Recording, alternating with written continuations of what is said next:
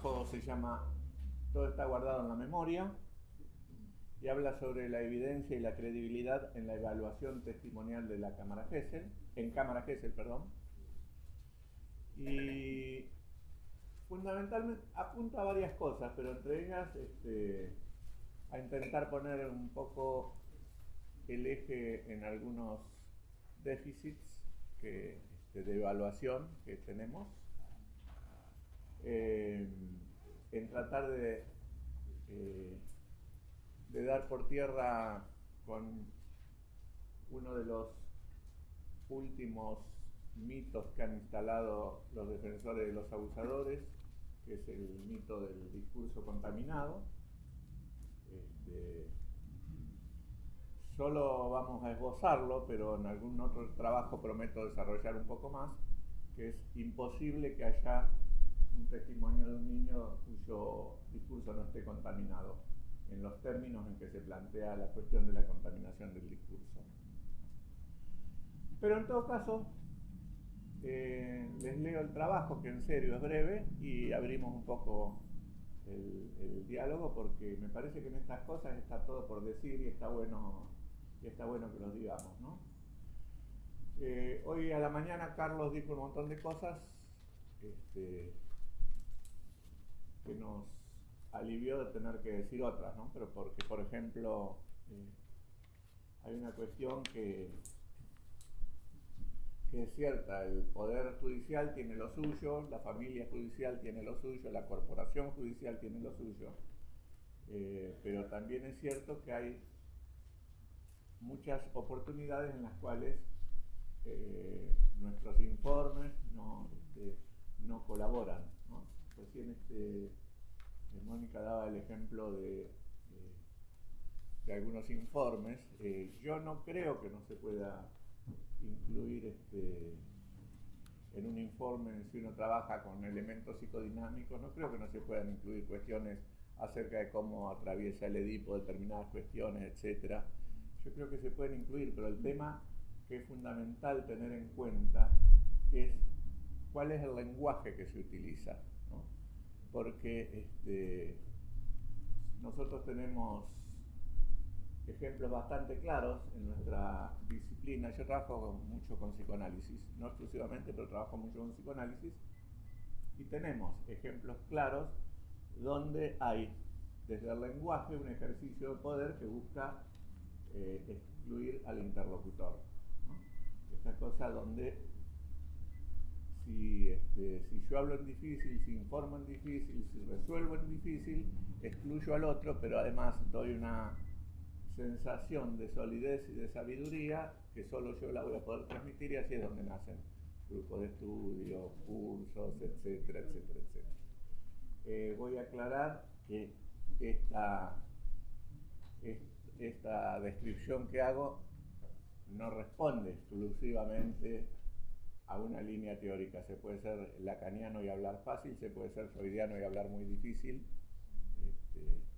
De hecho, los que somos un poquito más veteranos, aunque hoy lo haya traído Irina, que es tan joven, pero hemos padecido el lenguaje de Piaget, que hoy nos parece una hermosura, lo manejamos de taquito, pero en su momento había que sentarse a entender a Piaget y lo enredado de su discurso. Bueno, vamos al trabajito. Yo decía que con un criterio impecable, Eva Giberti advierte sobre una verdad altamente preocupante. Ya no se trata tanto de los criterios de detección, de coleccionar indicadores, sino de pensar seriamente qué se hace con los abusadores de niñas, niños y adolescentes, y qué se hace con tantos jueces que no creen en la palabra, el testimonio, el decir desesperado de quienes transitaban el mundo en busca de amor y protección y se encontraron con la irrupción perversa de la sexualidad adulta en su cuerpo, su psiquis y su psicosexualidad en formación. Esta preocupación de Eva se corresponde con otra cuestión que también es cierta. Ella dice: en los últimos años hemos avanzado muchísimo y sabemos detectar casi de memoria indicadores emocionales, gestos, ¿no? ¿Qué hacemos con eso? ¿Cómo nos movemos con eso que después llega a los lugares de decisión judicial y es desestimado? A veces porque no está bien informado, pero muchísimas otras veces porque está demasiado bien informado y porque el Poder Judicial tiene un posicionamiento claramente patriarcal en relación a cuestiones de abuso sexual contra niñas, niños y adolescentes y de violencia contra las mujeres. ¿Bien? Es decir,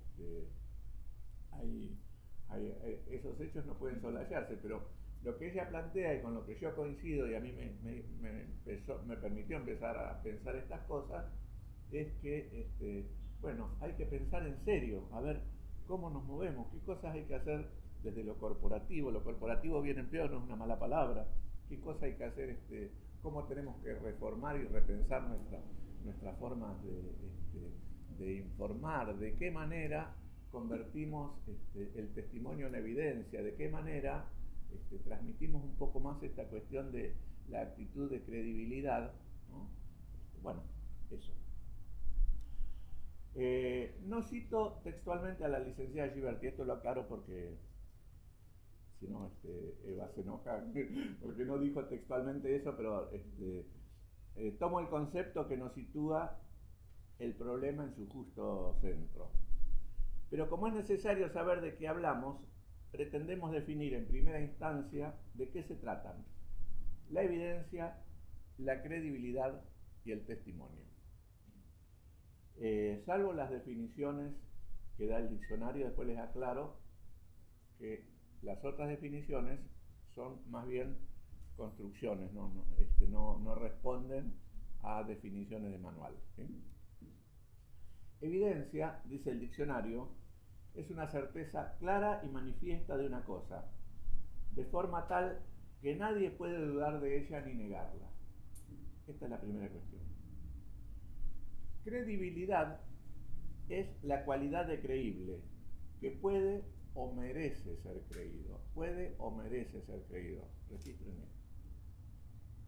Testimonio es la declaración en la que se afirma o asegura alguna cosa. Definidos estos tres conceptos, desde distintas versiones de diccionarios consagrados, pretendemos puntualizar las razones de convocarlos, la interrelación entre ellos y su importancia en el proceso judicial que nos convoca, sin dejar de señalar por cuerdas los buenos servicios que presta la Cámara Gesell, pero a su vez algunas de las complicaciones que nos lega. Es decir, si colocamos este instrumento en el lugar de la infalibilidad, estamos tan perdidos como cuando renunciamos a su uso o delegamos la dirección de la misma en quienes no tienen formación ni capacitación adecuada para dirigir la entrevista a niñas, niños y adolescentes victimizados, y que por la característica misma del delito a investigar, llegan al recinto en un modo de alta confusión emocional y tensión psíquica. Cabe la advertencia freudiana: estamos trabajando con pólvora. Pero a mí me gustaría, como ustedes no tienen el trabajo, acá está subrayado y en negrita que los niños llegan al recinto en un modo de alta confusión emocional y tensión psíquica. Esto es importante, importantísimo, fundamental tenerlo en cuenta. De la misma manera que es fundamental tener en cuenta que llegan en este estado por presiones de los buenos y por presiones de los malos, para hacer una disquisición un poco infantil. Después vamos a ver un poco más de eso. Si a nadie en ninguna de las instancias de lo judicial se le ocurriría enviar a alguien que no fuera experto en explosivos para examinar un paquete sospechoso, nos preguntamos qué se cruzará en la cabeza de aquellos funcionarios que suponen que cualquiera de ellos está en condiciones de recepcionar el relato y proceder a las intervenciones pertinentes que faciliten el camino a un fallo justo. Esto igual lo desarrolló mucho Carlos hoy a la mañana, ¿no? Pero en el mismo sentido necesitamos preguntarnos, porque también ocurre, ¿qué se cruzará en la cabeza de aquellos colegas que luego de la sanción de la ley que propicia que la administración de la Cámara Gesell esté a cargo de profesionales de la psicología formados en la materia, sostengan que esta tarea no es inherente al rol profesional, renegando de una de las funciones asignadas por ley en las normativas del ejercicio profesional del psicólogo. Esto lo planteo porque hay algunos lugares, como por ejemplo Tierra del Fuego, cuyos psicólogos se negaron a ser ellos quienes administren la Cámara Gesell en las pericias, ¿no? Por lo tanto, en Tierra del Fuego está a cargo de fiscal o funcionario judicial medianamente formado, ¿no? Porque, no sé si ustedes, creo que hoy a la mañana quedó claro, que está la ley nacional, pero las provincias pueden adherir o no adherir, ¿no? Bueno, Tierra del Fuego no ha adherido y además los colegas están en contra de eso. Yo el año pasado estuve capacitando a los colegas del Poder Judicial y realmente en este tema están absolutamente cerrados y ellos insisten en que no son funcionarios judiciales, que tampoco están para investigar a los niños, y pese a la cuestión de que planteamos que no se lo estaba investigando, sino que se lo estaba entrevistando, ellos plantean que es una cuestión de retórica. Lo cierto es que, ¿qué más quería el Poder Judicial que eso?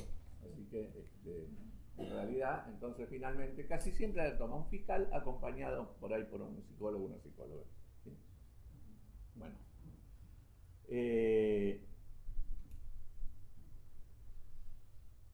Aquí es imprescindible poner en claro otra cuestión central.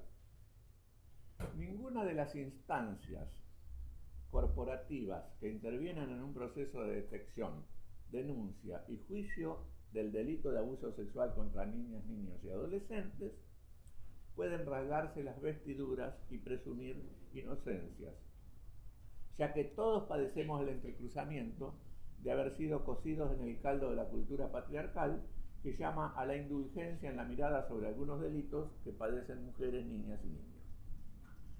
Cuando un niño llega a Cámara Gesell, lo hace generalmente después de un largo recorrido, y es una cuestión que tiene a su cargo, y es una cuestión que quienes tienen a su cargo el desarrollo de una Cámara Gesell no pueden dejar de tener en cuenta en el momento de la evaluación, ¿no? Es decir, no es la primera vez que el niño va a hablar sobre eso. Es más, en algunas instancias llega ya harto de dar testimonio en otros lugares, ¿no? Como bien se sabe, el develamiento de haber padecido abuso sexual puede llegar por vía de la palabra o por esas huellas instaladas en el cuerpo y la conducta que llamamos indicadores emocionales. El entrevistador ha de tener en cuenta estos datos para no invalidar el relato del entrevistado cuando su discurso ha tenido que atravesar larga y trabajosamente trama oculta y angustia adulta. ¿Sí? Después abrimos un poquito más eso. Para aclarar alguna de estas cuestiones, voy a retomar algunos desarrollos de un escrito mío que se llama La palabra contaminada, otro mito perverso, la revictimización maliciosa en el abuso sexual infantil, que puede ser consultado en mi página web. El cachorro humano nace en absoluta indefensión y dependencia. Su supervivencia dependerá exclusivamente de que los adultos responsables y su capacidad y predisposición para brindarle herramientas idóneas para habitar el mundo. Estos irán prestando, entre comillas, pies, manos y soportes para que el niño finalmente pueda pararse, sostenerse, caminar y andar por el mundo. Paralelamente va haciendo su ingreso al universo simbólico, el plus de la cultura al que se accede a través del lenguaje. Serán los adultos significativos quienes irán dotando de sentido a los sonidos que luego serán las palabras. No hay lenguaje sin vocabulario posible si no es a través del otro. No hay lenguaje sin... no, eso ya lo vi. También se le van prestando las palabras al niño. La clínica es testigo de lo que ocurre cuando el estímulo amoroso está ausente, en esta etapa tan crucial. No hay maduración sin el otro, no hay crecimiento sin el otro y por lo tanto no hay lenguaje sin el otro. Estas cuestiones es importante tenerlas en cuenta en el momento de hablar sobre discurso contaminado. ¿Cómo fue? Estas son una serie de preguntas que me hago, les hago y que podemos hacernos. ¿Cómo fue que este acto de amor pasó a ser manipulación? ¿Cómo es que la buena palabra pasó a ser mala? ¿Cómo fue que un acto de asistir al niño para que venza el miedo y hable de sus angustias y sus padeceres devino contaminación? ¿Cuándo fue que el acto fundante de la comunicación humana pasó a ser delictuoso? ¿Por qué ocurrió que esos grandulones, jueces, fiscales, abogados, psicólogos, se ensañaron tan salvajemente con las palabras de los niños cuando revelan abuso sexual infantil? Discurso adulto o contaminado son categorías que deberían desaparecer de las evaluaciones judiciales. Son constructos tendenciosos que están al servicio de obturar la palabra infantil, pero que además hacen alarde de ignorancia acerca de cómo es el ingreso al universo simbólico y cuál es el derrotero del lenguaje infantil. Esto pasa por esta cuestión de que uno va escribiendo el trabajo, lo va corrigiendo, entonces aparecen pedazos que tendrían que ir juntos, aparecen en distintas partes del trabajo, pero bueno, creo que se entiende igual.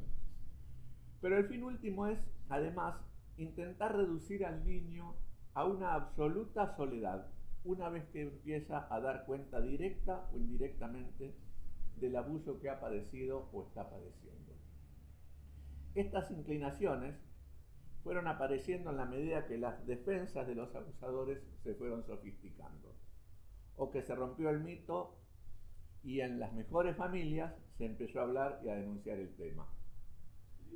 Pero el problema se complejizó cuando este mito, el de la palabra contaminada, el de que se puede llegar a influenciar al niño, se complejizó cuando se filtró en las campañas de visibilización, aconsejando a los adultos responsables no hablar con los niños acerca de lo que denuncian.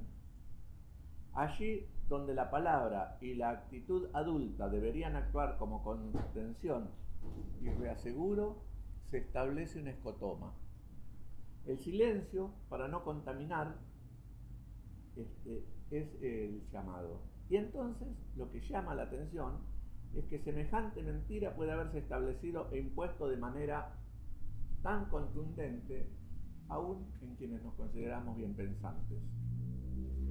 No hay que sesgar la comunicación entre adultos protectores y los niños padecientes, sino capacitar adecuadamente a los profesionales intervinientes para que puedan separar la paja del trigo. Un profesional adecuadamente capacitado debería poder separar la paja del trigo y no descartar en bloque un discurso de un niño o de una niña porque lo suponga contaminado. Deberá poder hacer una disquisición más profunda para entender cuál es la parte auténtica de verdad que se esconde en todo relato de niño o niña o de un preadolescente, porque creo que todos y todas que hayan visto a niños o a niñas en cámara GESEL o en distintas etapas testimoniales podrán ver que semejante nivel de angustia no es porque la mamá o porque el papá o porque el tío o la abuela o el hermano o la maestra le dijo que tiene que decir tal o cual cosa, ¿no? Y además a esta altura porque ya sabemos perfectamente que si hay algo que dura nada, que dura cero, es cuando un niño efectivamente ha sido manipulado por un adulto para que diga lo que el niño no quiere decir. Ese discurso se cae con tanta rapidez y con tanta contradicción que ni siquiera tiene que hacernos pensar demasiado. ¿Se puede ignorar tan burdamente que los niños se alimentan de la fuente especular que le brindan las personas más cercanamente significativas? Niños y niñas forman un lenguaje plagado de palabras prestadas, como decíamos antes. Pero ya en el balbuceo mismo hay a la vista un guturalismo propio. Desde este universo de palabras prestadas, con ese universo de palabras ajenas, el niño va construyendo sus lenguajes y sus verdades. ¿Qué quiero decir con esto? Lo que decía hace un momento, que aún en el medio de un discurso prestado, aún cuando se pueda presuponer que el niño está siendo hablado por otro o por otra, como decimos con muchísima propiedad quienes trabajamos del psicoanálisis, aún desde ahí se puede ver el corazón de verdad del relato del niño. Lo que pasa es que hay que animarse a ponerlo, ¿bien? Hay que animarse a abandonar esa frase tan siniestra que solemos colocar en algunos informes que dice que no estamos en condiciones de afirmar que existe el abuso sexual infantil, pero tampoco en condiciones de negarlo. ¿Hay una frase más perversa que esa? No. ¿Hay una frase más cotidiana que esa? No. Aparece muchísimo en informes de colegas todo el tiempo. ¿Cómo uno puede decir que no se puede afirmar ni negar? ¿No? Me parece que no. Después lo charlamos. El entrevistador, en la capacitación previa ineludible, ha de estar muy atento, porque las construcciones que apuntan a descalificar la palabra de la pequeña víctima roza lo razonablemente correcto. Y sin embargo se trata de un caballo de Troya. Dicen, esto es lo que dicen para hablar. No hay inculcación maliciosa, ¿no? En muchos discursos donde se habla de palabra contaminada, leemos algunos informes que dicen, no hay inculcación maliciosa. No se han llenado con relatos lagunas de la memoria, ni se ha alienado su personalidad como en el SAP. Hasta se puede suponer buena voluntad en quienes contaminan su palabra. La angustia adulta, digo yo, los lleva a interrogar al niño sobre lo ocurrido, a intentar profundizar sobre lo acontecido, a poner palabras en aquello para lo que el niño aún no las tiene, y hasta angustiarse por la angustia de sus hijos. Todo eso dicen los difusores del nuevo invento. Ensucia la palabra del niño y por lo tanto no hay que preguntar, no hay que decir, no hay que abrazar demasiado, nada que le dé una dimensión distinta. Si un niño ha denunciado abuso sexual en su familia, hay que ser práctico y distante. El paso siguiente será el especialista, que, advertido de los peligros de la contaminación, tendrá la suficiente abstinencia y pondrá todos los test y juguetes entre él y el niño, porque qué catástrofe si algo sugiere y le da el sentido exacto a lo que el niño ha sufrido. Porque se sabe, los representantes de la ley y del discurso puro indagarán entonces todo lo necesario. Y pobre del niño, la niña, la madre, el padre, la psicóloga o el psicólogo, si llega a aparecer la esperada respuesta, me lo dijo fulano. Pero peor aún, si por lo que fuere se advierte en los dichos del niño alguna huella que indique que lo ha hablado con algún adulto. Esto parece una aberración, pero es así y es cotidiano. Y nosotros lo tomamos porque en realidad el Poder Judicial nos ha hecho un verso que nosotros compramos. El Poder Judicial, a través de los fiscales y de los defensores de los abusadores, nos ha contado un cuento acerca de que en lo judicial las cosas tienen que ser distintas y nosotros lo tragamos. Pese a que hoy Carlos lo decía, digamos, lo que yo estoy diciendo a lo mejor con otras palabras es bastante parecido a lo que hoy señalaba Rosansky, ¿no? Esta cosa de el Poder Judicial socialmente, por una cuestión de tradición aristocrática, se coloca en un plano de superioridad y nosotros le creemos el discurso y lo absorbemos y lo tomamos. Ustedes fíjense cómo se ha impuesto el tema del síndrome de de alienación parental que en realidad no aparece en ningún consultorio. No es un constructo que haya sido desarrollado por psicólogos, es un constructo que en realidad es sostenido en los estudios de abogacía por los abogados de los abusadores, ¿no? Y sin embargo es un síndrome supuestamente psicológico a los cuales los jueces les prestan muchísima atención. Cuando hablamos de SAP, no es el tema de hoy, pero cuando hablamos de SAP, creo que hay que ser contundente en eso. No hay nada que permita pensar que existe un síndrome con esas características.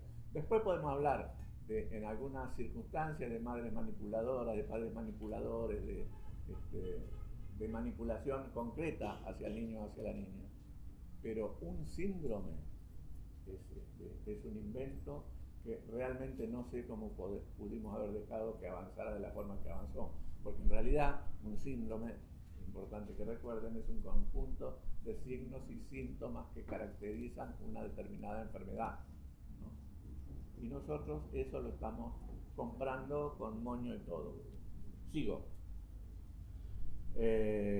Cuando un niño o una niña revelan haber sido sometidos sexualmente por un adulto, rara vez ese momento, y lejos de lo esperado, se constituye en el fin de sus padecimientos, sino precisamente en general en todo lo contrario. El afán por pesquisar lenguaje contaminado, huellas de discurso adulto en cualquiera de sus variantes, desvía la atención de quien tiene a su cargo la cámara Gesell y cuya única atención debería estar centrada en escuchar la verdad de este niño, la relate con las palabras que fuere y de quien fuere. Otra cuestión que no puede soslayarse. La cámara Gesell es un momento al que el niño llega ya con un camino recorrido. Ha develado el abuso en otros escenarios.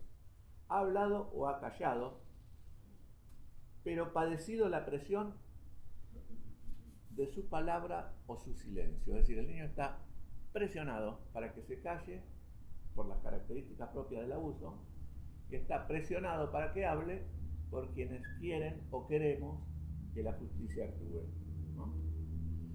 Ha sido conducido a un especialista que pondrá en juicio su palabra, transitará la entrevista previa que le dirá si está o no capacitado para finalmente llegar a ese escenario donde se supone que al más puro estilo de una charla TED, en 15 minutos deberá proveer a la justicia de un discurso coherente, limpio, claro, armónico y propio de punta a punta.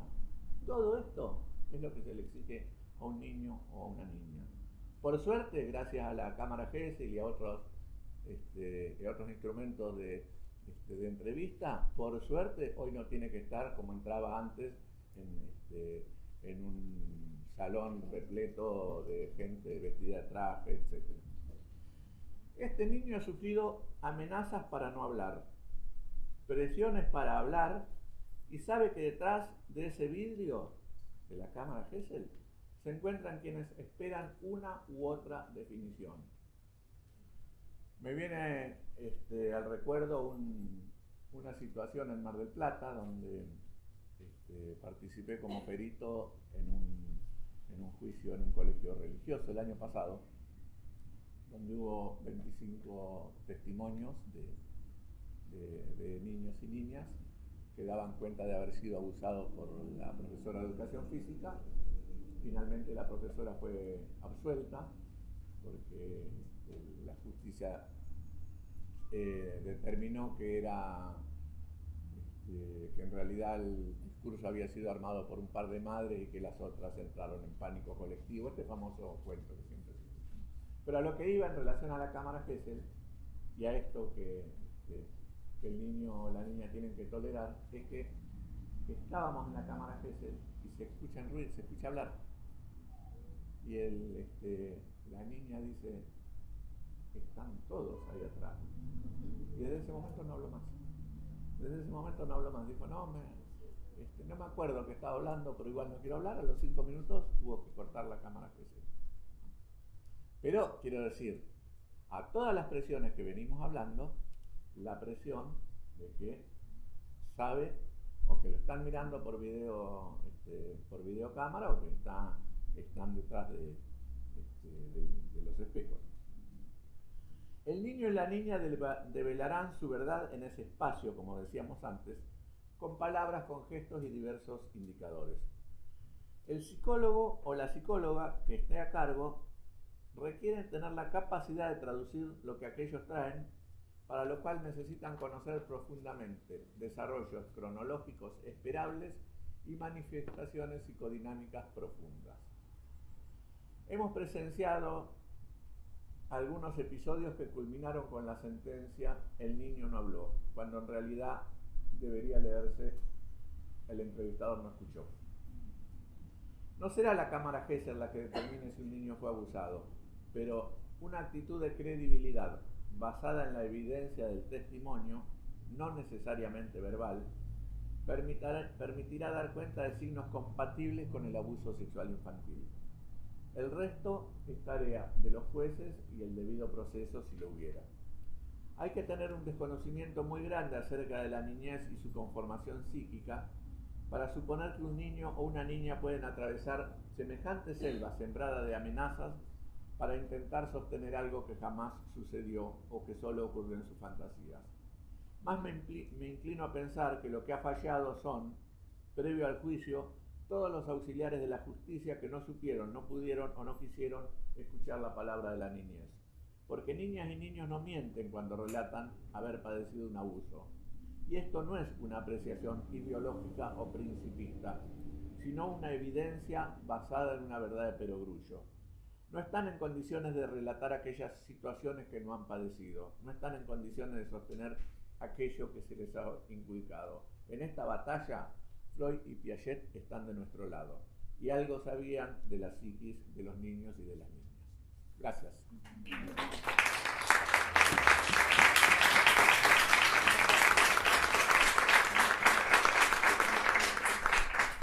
Bueno, les dije, cortito y escrito a mano alzada.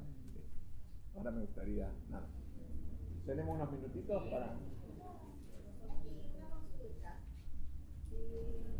¿Qué es lo que pasa? Usted termina diciendo que los niños y niñas nunca mienten, pero ¿qué es lo que pasa? Que cuando una mamá de repente es la que tiene algún indicio supuestamente de que el niño fue abusado, ¿no? Y la mamá es quien denuncia, no el niño, a pesar de que tiene 3 años, de repente no tiene lenguaje. ¿Cómo podríamos hacer para abordar al niño, ¿no? En este caso? En realidad, digamos, hay distintas etapas. De cualquier manera, el lenguaje es uno de los recursos, no es el único recurso. Yo creo que nosotros tenemos que seguir insistiendo, ya que la cámara Gesell se sigue imponiendo como el recurso más usual. Tenemos que seguir insistiendo para que las cámaras Gesell tengan efectivamente cajas de juego adecuadas para que los niños puedan desplegar otro tipo de manifestaciones. Pero de cualquier manera,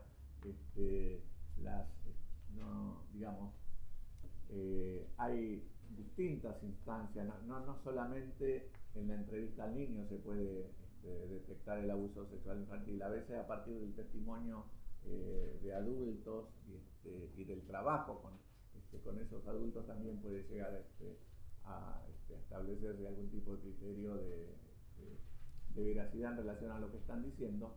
Un niño o una niña, tenga la edad que tenga, por eso yo hoy hablaba cuando, no me acuerdo quién, cuando estaba Irina, yo hablaba de los indicadores emocionales.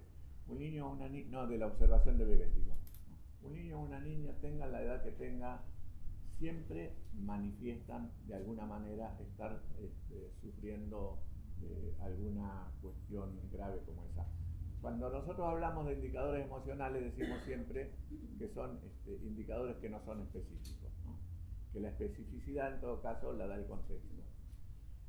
Pero más allá de que no podamos afirmar a partir de esos indicadores que hay un abuso sexual infantil sin tener en todo caso el concurso del resto del contexto, lo que sí podemos afirmar sin ningún tipo de duda de que algo grave le está ocurriendo a ese niño o a esa niña por las manifestaciones que está teniendo. Yo les recomiendo que lean algunos trabajos muy antiguos de Esther Vick, ¿no? Esther Vick es una psicoanalista, creo que es inglesa, no estoy seguro, ¿eh? Creo que es inglesa, que hizo un trabajo muy pero muy bueno de observación de bebés, ¿no? Y me parece que en la observación de bebés normales que hizo ella nos permite compararlo con alguna bibliografía actual acerca del trabajo con bebés que han padecido abuso, y digamos la diferencia del desarrollo es tremendamente notoria. Yo no recomiendo nunca más a Spitz a partir de que supe cuál fue. Yo no sé si ustedes saben cuál fue. René Spitz fue un psicoanalista que hizo un trabajo muy profundo, pero muy profundo, de observación de niños y de niñas pequeños. Fue el que descubrió la cuestión del marasmo afectivo, ¿no? Todo venía muy bien, esto se estudió muchísimo en los 70, en la Facultad de Psicología era bibliografía altamente recomendada, un manual con unas fotos impresionantes, hasta que se supo que en realidad este señor era de las SS y en realidad todas las observaciones y experimentos que había hecho, los había hecho sometiendo a niños de judíos que estaban en los campos de concentración, sometiéndolo al abandono físico, al abandono afectivo, a la cuestión a los más aberrantes experimentos que se puedan imaginar. Bueno, este señor fue el que descubrió el marasmo afectivo porque es el autor de haber sometido a centenares de niños a una situación extrema de afecto.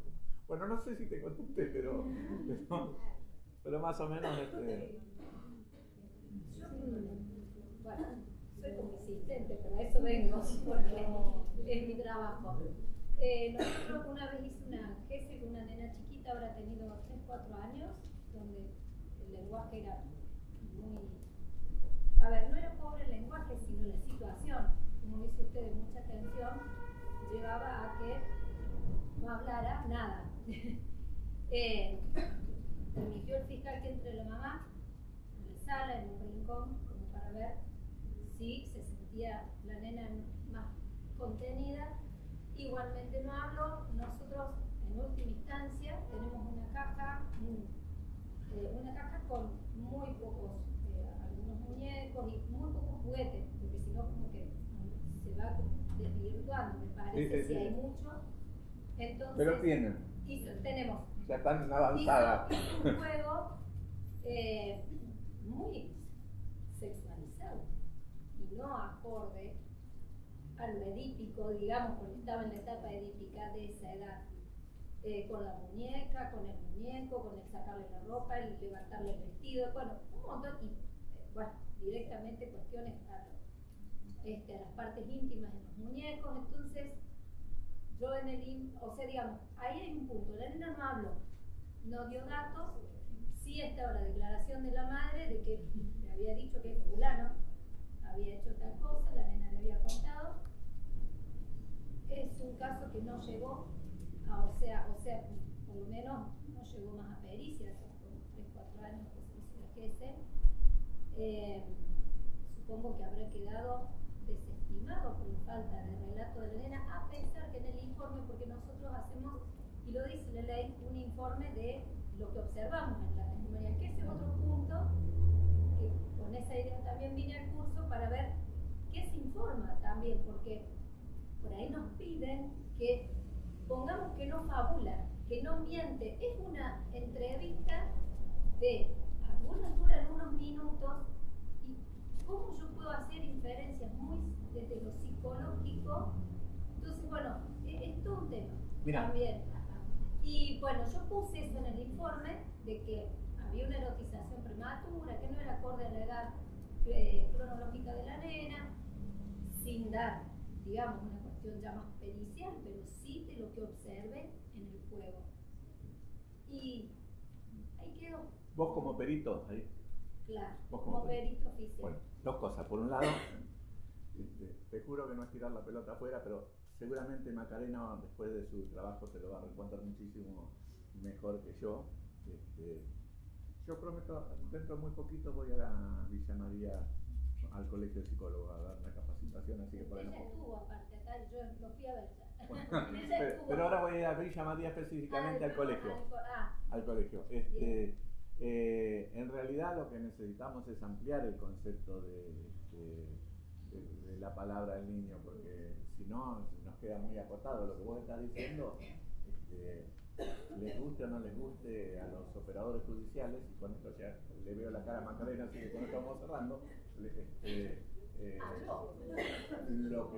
Lo que vos observaste son indicadores clarísimos, pero absolutamente clarísimos de abuso sexual infantil.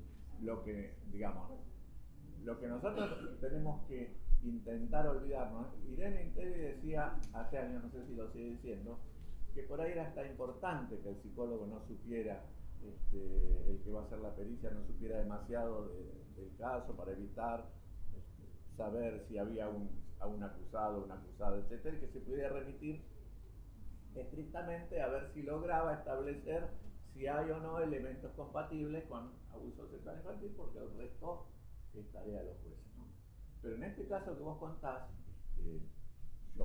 cada uno lo hace. Yo realmente le pondría eso como parte del relato y no dudaría en afirmar que esos son indicadores compatibles con el abuso sexual infantil, porque además están citadas en absolutamente toda la bibliografía existente hoy.